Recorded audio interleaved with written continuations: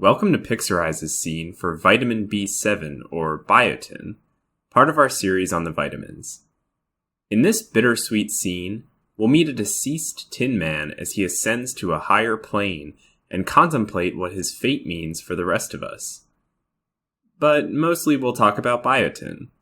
Let's get started. First things first, let's meet our main character. As you can see, this scene captures the Tin Man's entrance to heaven. And this isn't normal old heaven where Gandhi and Mother Teresa are grabbing drinks. This is bee heaven. And what's bee heaven, you ask? I have no freaking idea. Do you think I've been there? Come on. Apparently, bee heaven is where dead Tin Men go. Judging by our Tin Man's face, he seems pretty jazzed about it, so we can assume it's a happening place. If you haven't already guessed, bee heaven is how we've chosen to represent B7, vitamin B7, and the Tin Man, as a biological construct made of tin, will be our symbol for biotin. Now let's get into the nitty-gritty biochemistry of vitamin B heaven. See that cardboard box the Tin Man's spirit is holding? I guess Tin Men get to bring their favorite earthly possessions with them in a cardboard box to bee heaven. That's pretty cool. The god of bee heaven sounds pretty chill. Anyway, this cardboard box will represent carboxylation reactions, since biotin acts as a cofactor in a bunch of them. All of these reactions serve to add single carbon groups, with vitamin B7 acting as a transfer intermediate. They should all fit nicely in our Tin Man's box. If we look inside the box, it looks like he's bringing a couple of different croquet mallets. Like different golf irons. Tin Men love croquet, if you weren't aware. These mallets will represent our first two cardboard carboxylation reactions, since both of these reactions involve coenzyme A, or CoA. CoA, croquet.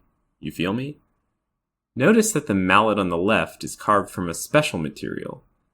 You probably guessed pine, but if you knew the first thing about croquet, like I don't, then you'd know that it's a cedar mallet. This is to help us remember acetyl-CoA carboxylase, or acedar-croquet carboxylase. Got it? Acetyl-CoA carboxylase adds a carbon to acetyl-CoA to make malonyl-CoA, the primary building block for fatty acid biosynthesis. Moving on to our second CoA croquet mallet, we can see that this one's got a propeller. It's the best and latest in croquet technology. When he swings it, the propeller spins and gives the shot extra oomph. You're probably like, hey, that makes no sense. But your stupid laws of physics don't exist in bee heaven, so buzz off, buzzkill. This propeller croquet mallet in the carboxylase box will help us remember that biotin is a cofactor for propionyl-CoA decarboxylase. Propeller-propionyl-CoA decarboxylase catalyzes the conversion of propionyl-CoA to methylmalonyl-CoA in the matrix of the mitochondria. Methylmalonyl-CoA can then be converted to succinyl-CoA and enter the citric acid cycle.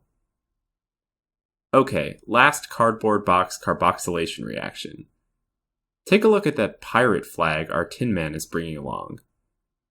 This is not a croquet mallet, and frankly, I don't really get why our harmless Tin Man is bringing this with him. He doesn't seem like a pirate to me. Maybe his croquet league team was called the Pirates, or maybe he just had a checkered past. I do remember that he had a heartless streak a while ago. Huh? Okay. Anyway, this pirate flag will help us remember pyruvate carboxylase, which, as you might recall, is the enzyme that converts pyruvate to oxaloacetate in the mitochondria to get gluconeogenesis going. Pirate flag pyruvate carboxylase is the last enzyme that requires biotin as a cofactor that we need to cover. Hooray! We can move on to biotin man deficiency. Let's turn our attention to the dumpster in the background, our Tin Man's final resting place. Check out his discarded, piecemeal corpse rotting among the filth. Horrifying. This destroyed Tin Man will represent biotin deficiency and its clinical findings. First, check out how rusty he was when he met his end. His WD-40 prescription must not have been covered by insurance. This rust will remind us of dermatitis in biotin deficiency. Now turn your attention to our dismembered Tin Man's head. It looks like the funnel hat he was wearing has fallen off, revealing his round, shiny dome. This bald Tin Man head will remind us that biotin deficiency can cause alopecia. Finally, look at our Tin Man's posterior region. It's leaking a ton of oil. Ugh. I can practically smell this dumpster through the computer screen. This leaky oil excrement will help us remember that vitamin B7 deficient patients can present with enteritis and diarrhea. Next, check out the eggs strewn about our Tin Man's body. At this point, you're probably wondering how patients can become vitamin B7 deficient. Well, you're probably wondering a lot of things, like why do Tin Men go to bee heaven instead of, Tin Men heaven, or whatever. I don't have answers to those questions. You'll have to talk to your tin pastor. I do know what causes biotin deficiency, though. It's these eggs. Egg whites contain a lot of avidin, which tightly binds biotin, preventing absorption in the small intestine. Excessive consumption of raw egg whites, like the one in this dumpster, can lead to a biotin deficiency and the clinical picture we've already described. So I'd say skip the whole downing raw eggs for breakfast cliche when you're filming your Step 1 study montage. Lastly, turn your attention to the spray bottle next to the dumpster. That's some antimicrobial spray. Seems insufficient for properly sanitizing this dumpster, but I guess every little bit helps. Biotin deficiency can also be caused by the long-term use of antibiotics, presumably by altering the intestinal flora. Our microbial spray bottle should help us remember that. And with that, our vitamin B7 scene is as dunzo as our Tin Man, which I can joke about since he's obviously in a much better place now. If you're taking your exam and find yourself in a bind tighter than the one between biotin and avidin, just remember the specter of our Tin Man walking towards the buzzing and bright lights of bee heaven, and you should be just fine.